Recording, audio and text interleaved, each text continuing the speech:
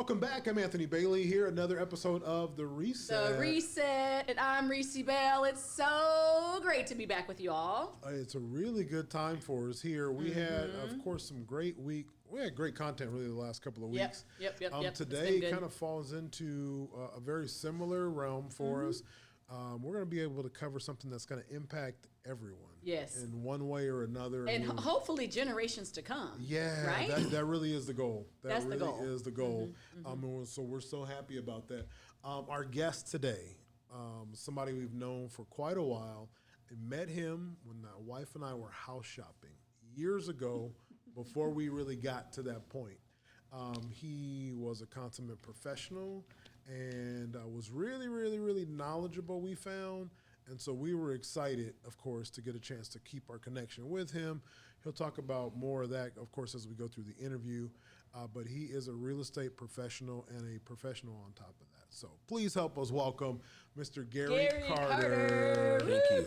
Thanks for joining us today, Gary. Thank you. Thank you very much. Welcome to The Reset. Oh, yeah. Thanks for having me, guys. I appreciate that, the invite. Yeah, Absolutely. no, it's our pleasure. It's our pleasure to have Absolutely. you in the chair. Gary, you have a realtor pen on, so we're going to start off by letting folks kind of let you give a little background because you made it to the upper echelons of real estate here in the Central Valley.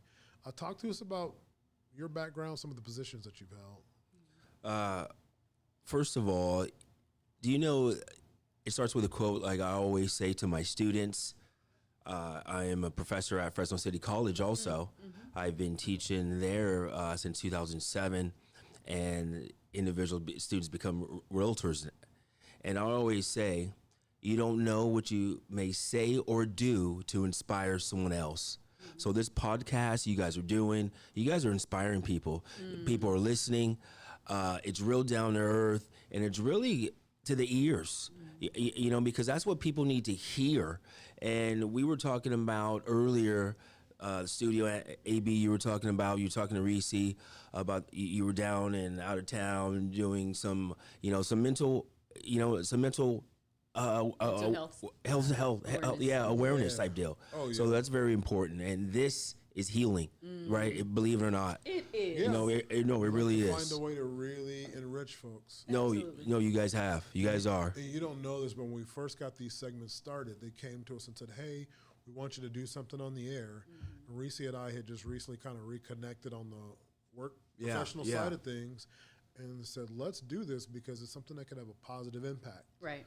Not just for her or I professionally, but like on the community of people observing and watching. Right.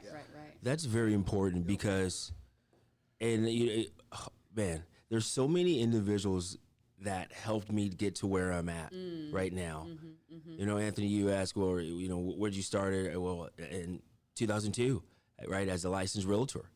You know, and that, you know, evolved 4 or 5 years later in my broker's license, right? And then working for a guarantee real estate back then, you know, and then a London Properties, and then going on my own, G&G Realty Solutions, going on my own for about 6 years. And then a company named Mavoto came from the Bay Area and said, hey, you know what, can you open the office down here on 100 and Palm? And I was one of the brokers that did that. Wow. That was an accomplishment. And then, you know, things, Fresno Association of Realtors has leadership positions, right? And you're on committees. And then the state also has, California Association of Realtors has, you know, different committees, and you become a member. And I've been on both. You know, I've been very fortunate to be on fair housing policy. Wow. Been a member on that committee. Real estate and taxation financing on that committee. Homeownership housing on that. So several different committees. That's awesome. And that leads to, you know, being the president last year. I was sharing with you, Rici, that I was former president last year of the Fresno Association of Realtors, and that was a great accomplishment in itself. Incredible. And a learning experience also, because you don't know what you don't know. Right. Especially, especially when you get into these positions. You know, you're finally getting a seat at the table. Yeah. Right? Yeah. That's huge. And it's a big difference when you're at the table and then your voice can be heard compared to looking outside in. Right. And not being heard, like looking at a window like this. You know, we're in the studio right now, right? And you can't get in. You can just only wave, and and your input doesn't matter. Sure. However, the different positions, the different education, and hopefully that allows individuals to see that and to be inspired. That's great. That's right? great. Yeah. I mean, that's the whole goal, because we're not here for us. We're here for, we're here for others. We're here for other individuals. The universe wants us to succeed. It really does. And I always talk about that. On the several podcasts I've been invited to, I talk about the universe. Talk to us a little bit about how you got to be the president of when you served last year. Yes. For many of us that aren't in the real estate world and others that may want to get into it, you don't often think of in Fresno, California, that the president of the National Association of Realtors is going to be black. At the end of the day. Yeah. And Let's not be that honest. not that it has a honest. qualifying layer to it or anything, Sure, but sure, just sure. out of curiosity, like, how did you get to that seat, and what was it like to be an African-American professional that sat as president, embraced by your colleagues for the year? That's a great question. That had to be special. That is a great question, Anthony. You're a pro at this, He is. Reese. I learn from him every day. I bet you do. I bet you do. You eat it up. Eat it up. This position, no one has been in this position that looks like me prior. Okay? And a lot of times, a lot of people sometimes put that under the rug. But that needs to be sometimes highlighted. Absolutely. Sometimes that needs to be embraced. And then it needs to know that, hey, this is a navigation for other individuals to come behind. Right. Yeah. No, Right? absolutely. Absolutely. No. And I think, we say it all the time, representation matters. And so it's inspiring to hear your story, Gary, in terms of like the professional side of everything. But who is Gary the person? Like, what's your story? How did you, where were you born? Where did you live? How did you get started? Yeah. And then now, this professional that we see sitting before us today, but who is little Gary? You know what? Everyone has a story. Everyone has a story. I mean, my story, it comes from, you're talking to a kid that was born in Watts. Right? A lot of people don't know that. And a lot of people don't know the information. You talk about story, like, where are you from? Where's little Gary? Well, I'm going to tell you where little Gary's from, right? Tell us. We want we want to be in all the places. We're nosy around here at the Reset. Well, let's get down to it. Let's get to it. You're talking to a kid, Watts. I was born in Dr. Martin Luther King Hospital. They call it Killer King, right? Back in the day, they did. Wow. However, that's a testament to show you that who I am today, right? Resilient, right? Persevere, right? Tenacity. Yes. Don't get me started. Grit. Come on, grit. Yes. There you go. So, and you're talking to an individual who was in an incubator for about almost 30 days. Wow. I call my mom right now and she'll pick up, she'll tell you their story, Wow. right? She'll tell you another story. I was in her womb, back then. My dad, he was a hustler. That's, hey, I'm a hustler My daddy was too. Come on My now. daddy was too. He still is. Hey, honestly, we all are hustlers, Reese. There's Come a on now. spectrum of hustle. Yeah. It really is. Come on, we're on our hustle told. every single day. Yeah. Every single day. Very much so. Yeah. And they came in and shot up the place, and my mother Wow. got up underneath the bed. I'm in the womb. Yeah. Wow. Right? So therefore I could, and then another story is, we talk about mothers having to, the term I'm looking for is not coming to me, when they have to end life for the baby, right? Make that decision, yeah. Make that Yeah. decision. Yeah. My mother did that twice. Wow. And then she said, this third time, Reese, I'm not going to do it. Wow. And you're talking to your boy, GC, right now. Right now. Wow. That's just one, and also coming from a background where grandmother, Oklahoma, right? I mean, it just, stories come in. I'm the first grandson to graduate college. Wow. Right? Yeah.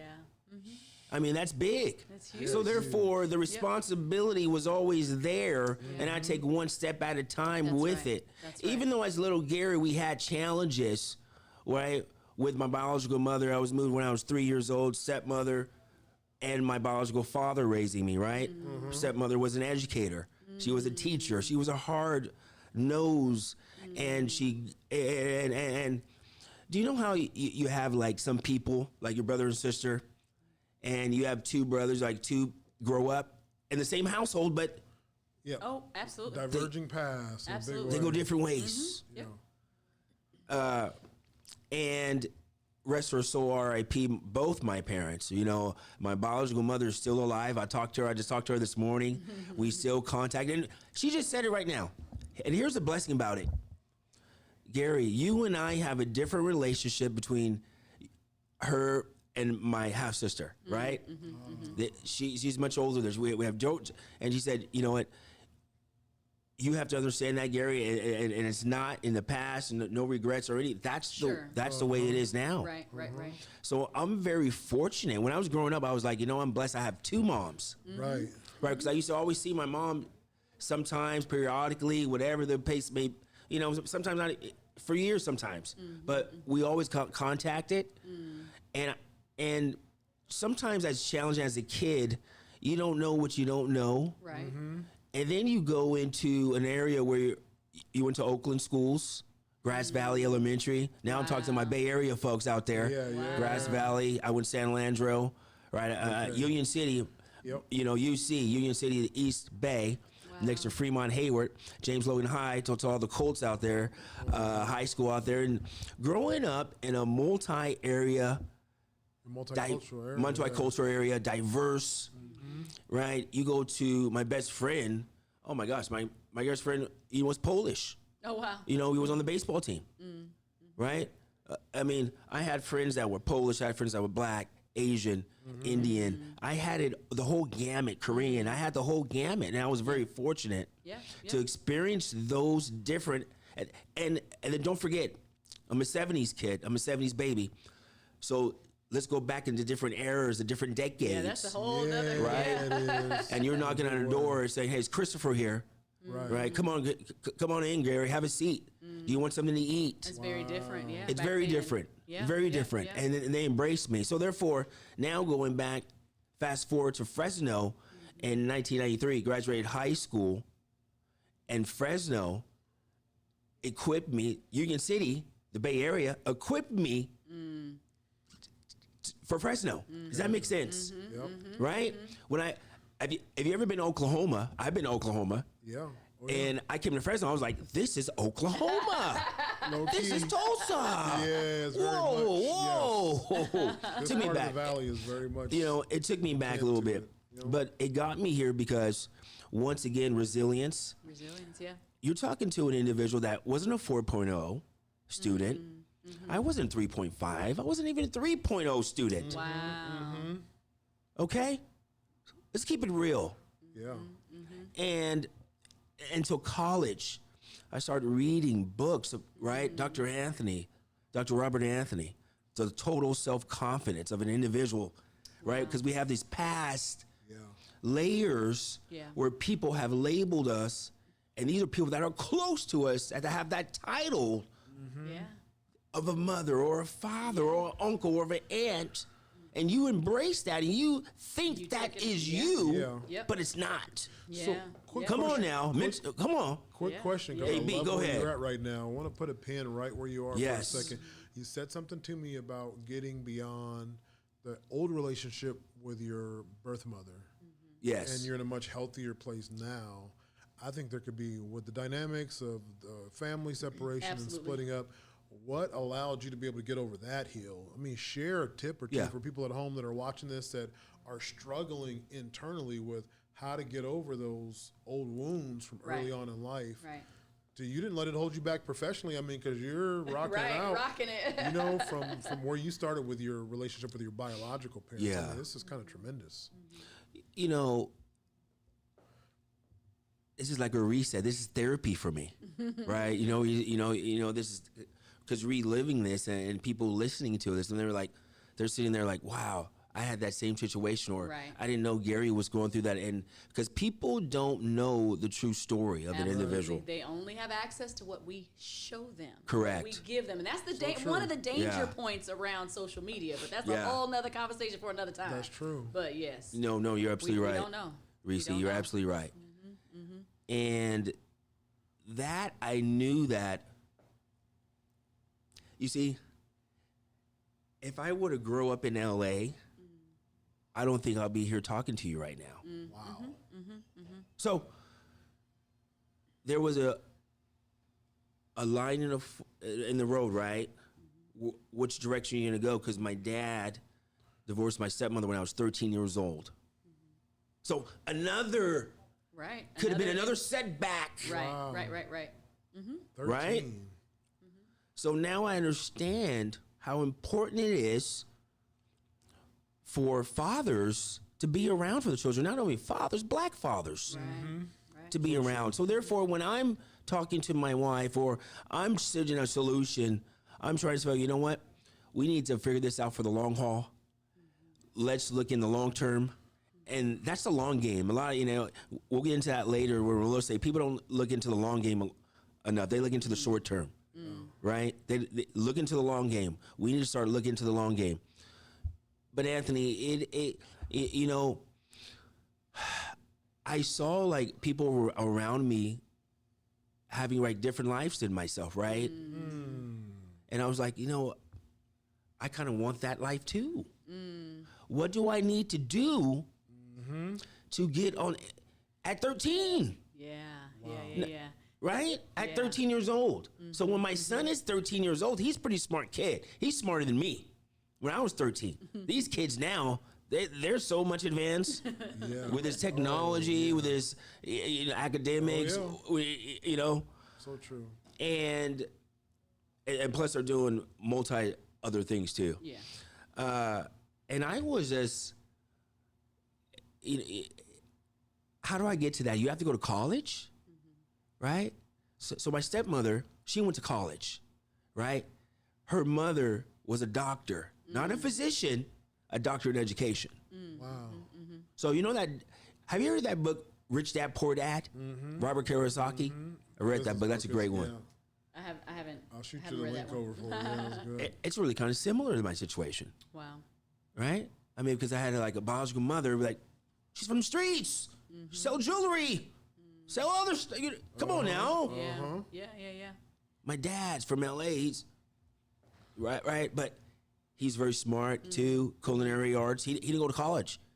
He was a chef for the Hilton Hotel. Wow. And then went to Prings, and then had his own catering business. I remember we used to help out in wedding and get stuff together, right? I mean, I remember those things now that I'm getting older, and I recall like how important those things were to have another side hustle. Yeah. Rici, There's the hustle. there's the hustle again, girl. Come on. Yeah. And how to make ends meet, especially. Yeah. And then Anthony, I'm gonna go back to you because I remember our landlord. His name was Mr. Martin. I remember him, and we used to be late on the rent. So we had to go and drive to oh my goodness, this area now we go back, it's by 1 million plus. There were palm trees, it was a totally different neighborhood than where we live. Yeah. But he owned that one, and he owned the one he lives in now. Wow. And we had to give him the check. It wasn't every month we were late, but we had to go out there and give him the check sometimes because we were late. Just like some of my renters are late, and I understand. We got a late fee though. Yeah. Play the late, Gotta handle your business. and that kind of like wake up like, wow, he owns this one, and I didn't know at the time that I was gonna be a real estate professional, but I knew that was like fascinating to me. Interesting. I knew that, right? Interesting. So let me ask this, Gary. So twice now, I've gathered from you that there were instances in your life where you saw someone who had something that perhaps you wanted, and you could have been intimidated by that, Yeah. or been inspired by that? And it sounds like in both of those instances, when you were 13 and then now later on when you're having to drive to Mr. Martin to drop off that late rent check, you were inspired. So talk to us about, because we can get caught up. We see someone, they have something that we want, intimidated, or inspired. Talk to us about the power of inspiration and how that has really formed who you are today as the real estate professional that you are. Talk to us about inspiration. Well, I think that we all are inspired by all of us, because if you go out throughout your day, we are like, you know, your battery is 100%, right? Everyone leaves with 100%. Everyone leaves. Right, honey, have a good day. Boys, have a good day.